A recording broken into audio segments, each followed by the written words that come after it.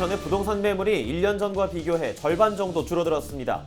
정부의 예상과는 다르게 시장에서 매물이 줄어드는 현상이 벌어지고 있습니다.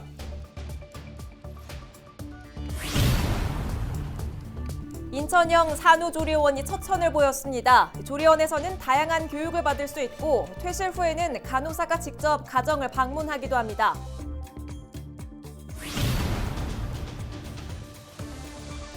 농협이 부천시 금고를 장기 독점해 논란을 야기했었는데요. 부천시 의회가 농협의 독점을 제한하는 내용의 조례를 발의했습니다.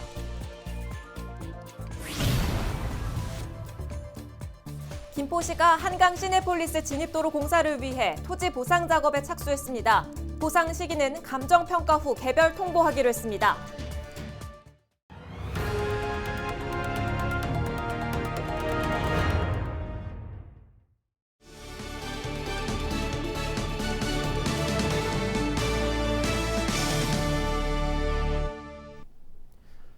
시청자 여러분 안녕하십니까? 헬로티비 경인뉴스입니다. 첫 소식입니다. 지난해 주택시장이 과열되자 정부는 연이은 부동산 대책을 내놓았습니다. 부동산 투기를 막고 집값을 안정시킨다는 목표였는데요. 정부의 이런 노력에도 불구하고 집값 상승세는 이어지고 있습니다. 특히 정부 예상과는 다르게 시장에선 매물이 줄어드는 현상도 보이고 있습니다. 인천의 경우 1년 전보다 매물이 절반 수준으로 줄어든 것으로 나타났습니다. 김진재 기자입니다. 아울러 필요하다면 언제든지 강력하고 즉각적인 조치를 일관되게 이어나가겠다는 것을 약속드립니다.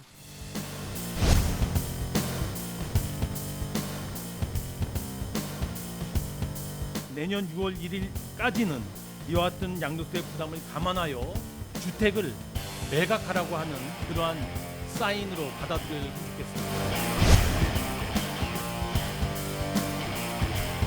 강력한 수요 공급 대책으로 동시에 작동되도록 하여 부동산 시장의 투기 수요는 최소화하고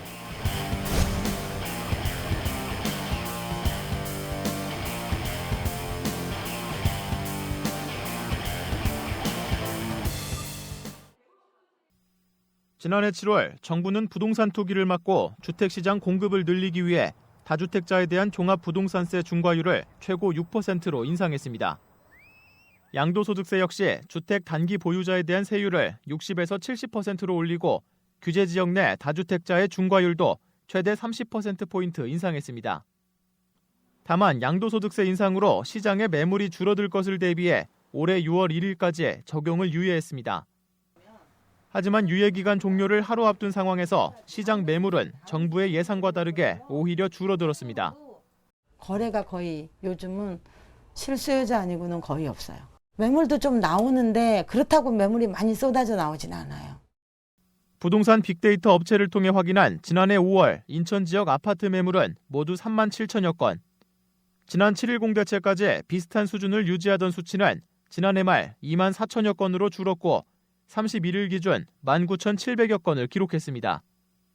인천 지역 아파트 매물이 1년 전과 비교해 절반 수준으로 줄어든 겁니다. 아파트 가격 역시 상승세를 이어가고 있습니다. 지난 4월 인천의 아파트 매매 가격 지수는 117.8로 1년 전보다 12.3% 상승해 전국 평균을 웃돌았습니다. 정부의 연이은 정책에도 불구하고 집값은 상승하고 매물은 줄어들고 있는 겁니다. 당장 다음 달부터 새로운 양도세제가 적용될 경우 매물 잠김 현상은 더 심화될 것으로 예상됩니다. 전문가는 다주택자들이 매도보다는 증여를 선택하는 등 버티기에 들어간 것으로 보인다며 이 같은 현상이 한동안 지속될 것으로 내다봤습니다. 금매가 아니라 이제 뭐 팔려도 그만, 이제 안 팔려도 그만인 격으로 시세보다 조금 높은 금액으로 시장에 물건이 나와 있기 때문에 주택 공급량이 조금 따라가 줬으면 좋았겠지만 지금 현재 뭐 LH 사태도 있고 신규 공급도 좀 지지부진하기 때문에 이제 매물 부족이랑 이제 시장 안정은 좀 당분간 어려울 것으로 좀 보입니다. 정부와 여당은 6월 종합부동산세 과세 대상 확정과 양도소득세 적용을 앞두고 보완책을 검토 중입니다. 헬로티비 뉴스 김진재입니다. 6월 1일 인천형 산후조리원이 첫 선을 보입니다. 산후조리원 내 감염 예방 등 장비를 보강하고 부모 애착관계 형성 등 다양한 교육 프로그램을 갖췄는데요. 인천시는 인천형 산후조리원을 확대해 나간다는 방침입니다. 이재필 기자가 보도합니다. 이번에 선정된 인천형 산후조리원은 5곳입니다. 이들 산후조리원에서는 부모 애착 관계 형성과 신생아 돌봄 등 교육 프로그램을 운영하고 산모 퇴실 시에는 건강 관리를 위해 간호사가 가정을 직접 방문합니다. 특히 산후조리원 내 감염 예방을 위해 기능 장비도 강화됐습니다. 그다음에는 예를 들어서 우울증 검사, 그다음 또 예를 들어서 나중에 가정 방문 서비스 이러한 것들이 전문적이고 또 체계화된다면 그 독박육아는 산모님들이 사실 아기 놓고 키우는 게 힘들지만은 않지 않을까라는 그런 생각에서 지원했어요. 인천시는 저출산 대책의 일환으로 인천형 산후조리원을 추진했습니다. 인천시는 내년에는 인천형 산후조리원을 10개소로 확대한다는 방침입니다.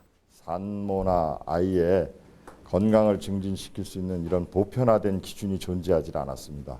그러나 이번에 인천형 산후조리원으로 지정을 받은 곳에서는 그와 같은 기준을 마련해서 나머지 산후조리원을 선도해 갈 것이라고 생각합니다. 현재 인천 지역 내 산후조리원은 모두 28곳. 2019년 인천 지역 산모들의 산후조리원 이용률은 65%였습니다. 지역 산후조리원 업계는 인천시의 이 같은 노력이 계속해서 이어지길 기대했습니다. 인천형 산후조리원을 지정한 취지가 있을 거고 아니면 또 목적이 있을 거거든요. 그런데 그 취지와 목적이 산후조리원을 운영하는 자들과 가능하면 소통이 많았으면 좋겠고. 인천 지역의 출산율은 2016년 1.144명에서 2020년 0.83명으로 크게 줄었습니다. 헬로티비 뉴스 이재필입니다.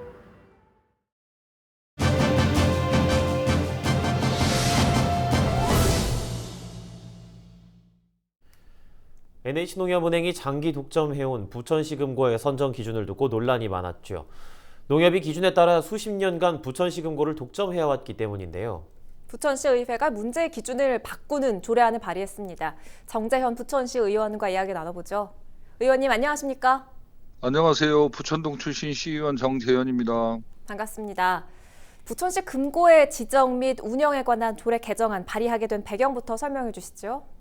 부천시가 탄생한 이래로 계속해서 시금고는 NH농협은행입니다. 한 번도 바뀐 적이 없습니다. 최근에 대전시 금고인 하나은행은 축구단에 200억을 투자했습니다. 그런 투자가 시금고로부터 벌어지고 있습니다. 이대로 두면 썩습니다. 그렇군요. 그럼 이번 조례 개정안에 어떤 내용이 담겨 있습니까? 우선 농협 금융지주는 각종의 농협의 은행들로 구성되어 있습니다. 농협중앙회라고 알고 있는 NH농협은행이 있고요. 지역농협 혹은 단위농협들이 있습니다. 이 농협들이 평가를 받을 때 부천시 금고 평가 받을 때 모든 평가 요인으로 작용합니다. 그러나 하나은행이나 국민은행이나는 은행 하나만 평가받습니다. 일단 출발이 불공정해서 그 출발선을 맞추기 위해서 조례안 일부를 개정해서 별도의 다른 법인은 평가 자료에서 제외한다라는 항목과 두 번째 항목은 금고 운영 기간이 행안부 예규에는 2년에서 4년까지 하도록 되어 있는데 현재 부천시는 4년입니다.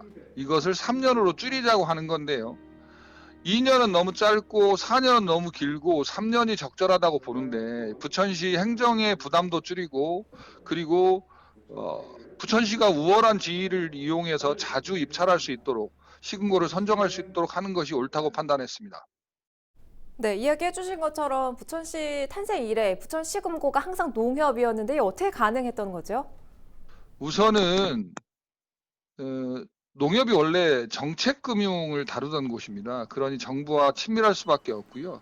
현재 행안부의 예규라고 법률을 대신해서 만들어 놓은 예규도 실제로는 지나치게 농협 편입니다. 200억을 부천시에 쓰겠다고 해도 100억을 쓰겠다고 해도 30억을 쓰겠다고 하는 농협이 선정됩니다. 이런 사정입니다. 근본적으로 농협 독점 조례안 평가 기준일 수밖에 없습니다. 그러니 부천시를 비롯해서 경기도 31개 시군에서 수원시 인가를 제외하고는 대부분 농협입니다. 전국의 243개 지자체 중에 70%가 농협입니다. 그렇다면 이런 구조 속에서 보면 농협은 전체적으로 사회적 지원을, 사회적 공헌을 할 수 없는 구조입니다. 예를 들면 200개의 농협을 운영하고 있는 농협이 시군고를 운영하고 있는데 그곳에 한 곳에 10억씩만 해도 2천억이 넘습니다. 그걸 어떻게 농협에서 줄 수 있겠습니까?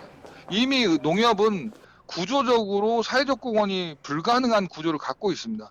태생적 한계입니다. 그럼에도 불구하고 부천시 규모의 정도에는 부천시 지부가 있습니다. 농협 부천시 지부가 있어서 그 지부가 지역 내 친밀한 관계를 유지하고 각종 단체의 임원이나 이런 것으로 들어가 있습니다. 그러니 친농협적으로 바뀔 수밖에 없습니다. 현재 부천시도 마찬가지입니다.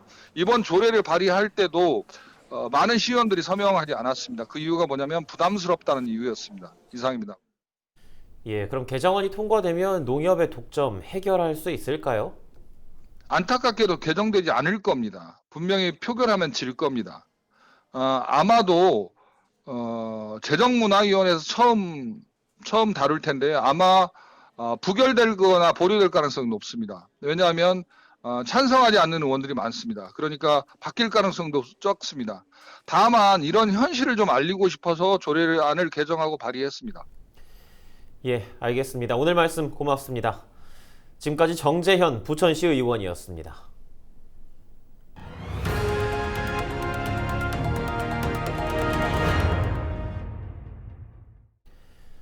김포 지역 정치권이 지하철 5호선 연장에 대한 서울시 입장을 확인하기 위해 오세훈 서울시장에게 공식 면담을 요청했습니다. 김포 지역구 김주영, 박상혁 국회의원은 31일 서울 지하철 5호선 김포 연장의 실질적 추진을 위해 오세훈 서울시장에게 공식 면담을 요청했다고 밝혔습니다. 두 의원은 최근 정치권을 타고 흘러나온 오세훈 서울시장의 5호선 관련 발언과 서울시의 공식 입장을 확인하고 실질적인 대책을 마련하기 위해 면담을 요청했다고 밝혔습니다. 한편 앞서 김포시에서도 해당 발언에 대한 서울시의 입장을 요청하고 협의체 구성을 제안했으나 서울시로부터 공식 답변은 받지 못했다고 밝혔습니다. 김포시가 한강 시내폴리스 일반 산업단지 진입 도로 공사를 위한 토지 보상 작업에 착수했습니다. 김포시는 5월 31일부터 일주일 동안 한강 시내폴리스 진입도로 편입 용지에 대한 손실 보상 계획을 밝히고 주민들에게 감정평가 기관도 추천받습니다. 보상가는 김포시와 경기도, 주민이 추천한 세계 감정평가 기관 평가액 평균으로 산정하며 보상 시기는 감정평가 후 개별 통지할 예정입니다. 인천공항경제권 시민연대가 지난 30일 서울시민도 인천공항행 GTX-D를 원한다며 인천공항행 GTX-D 노선을 제4차 국가철도망 구축계획에 반영하라고 촉구했습니다. 인천공항경제권 시민연대는 서울 시민을 대상으로 설문조사한 결과 김포행보다 인천공항행 GTX-D 노선의 선호도가 높다고 밝혔습니다. 설문 결과 GTX-D 노선이 인천공항행과 김포행 노선 2개 안 중 결정된다면 어느 안이 낫다고 생각하는지 묻는 질문에 응답자의 47.8%가 인천공항행이라고 답했습니다.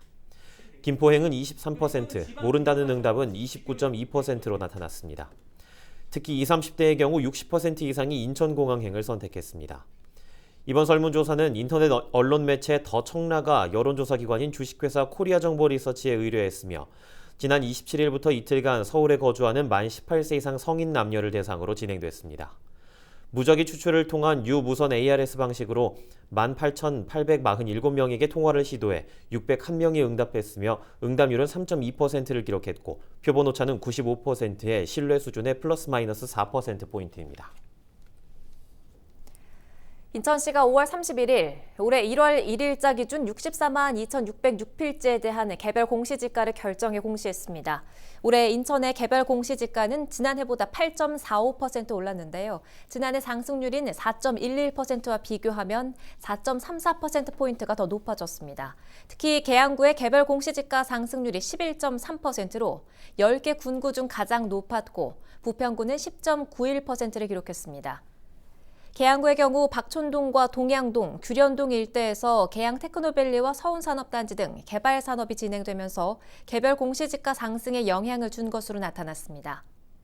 부평구는 역세권 위주의 주거용 토지 수요 증가와 공업지역 내 건축 개발, 원도심 지역의 재개발, 재건축, 착공 등이 지가 변동에 영향을 준 것으로 분석했습니다.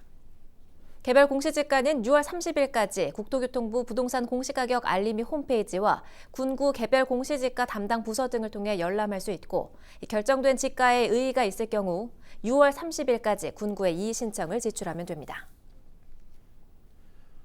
올해 경기도 개별 공시지가가 지난해보다 9.31% 상승했습니다. 이는 같은 기간 수도권 10.33%, 전국 9.95% 오른 것에 비해 다소 낮은 상승률입니다. 지역별로는 하남시가 13.21%로 가장 높고 과천시 13.08%, 수원시 12.77%로 뒤를 이었습니다. 반면 파주시가 5.51%로 가장 낮은 상승률을 보였고 연천 6.87%, 동두천 7% 순으로 조사됐습니다. 가장 비싼 땅은 성남시 분당구 현대백화점 부지로 제곱미터당 2,645만 원이며 가장 싼 곳은 포천시 삼정리 임야로 제곱미터당 537원입니다. 경기와 서울, 인천 등 수도권 광역의회 교섭단체인 더불어민주당이 교류 협력 강화를 위한 협약식을 열었습니다. 경기도의회에서 열린 협약식에는 경기도의회와 서울시의회, 인천시의회 더불어민주당 대표단이 참석해 교류 협력을 약속하고 공동 건의문을 채택했습니다. 대표단은 협약식에서 지방의회법 제정을 위해 공동으로 노력하고 교섭단체 위상을 강화하는 데 힘을 모으기로 했습니다. 또 건의문을 통해 GTX-D 노선 등 수도권 광역교통망에 대한 효율적인 조정과 한반도 평화협력을 위한 관련법의 제정 및 평화지대 조성을 지원하기로 했습니다. 지방자치법이라는 것 자체는 지방자치 분권이 일정 정도 이루어진 건데, 그렇게 되면 더구나 시의 광역자치단체장의 권한이 더 세집니다. 그렇게 되면 결국은 지방의회가 그만큼 약해진다는 겁니다. 조직도 없고 예산권도 없는 독립적으로 운영돼야 되는 구조적인 부분도 아직까지도 우리는 이루어진 것이 없습니다. 지금 우리가 해야 될 앞으로의 길은 우리 스스로가 만들어야 되고, 우리 스스로가 만들어야 되는 길을 우리들이 같이 손붙잡고 가야 된다고 생각합니다. 잦은 봄비와 평년보다 낮은 기온 탓에 농산물 관리에도 주의가 필요합니다. 김포시 농업기술센터는 5월 하순에도 지역 기온이 15도 이하로 낮아 노지 작물이 땅에 새뿌리를 내리는 활짝이 평년보다 저조할 것으로 내다봤습니다. 다만 3월부터 5월까지 내린 비의 양은 지난해보다 2배 이상 많아 봄 가뭄 피해는 없었던 것으로 봤는데요. 잦은 강우가 여름까지 이어질 것으로 예상되는 만큼 배수로나 농작물 관리에는 주의를 기울여 달라고 농가에 당부했습니다.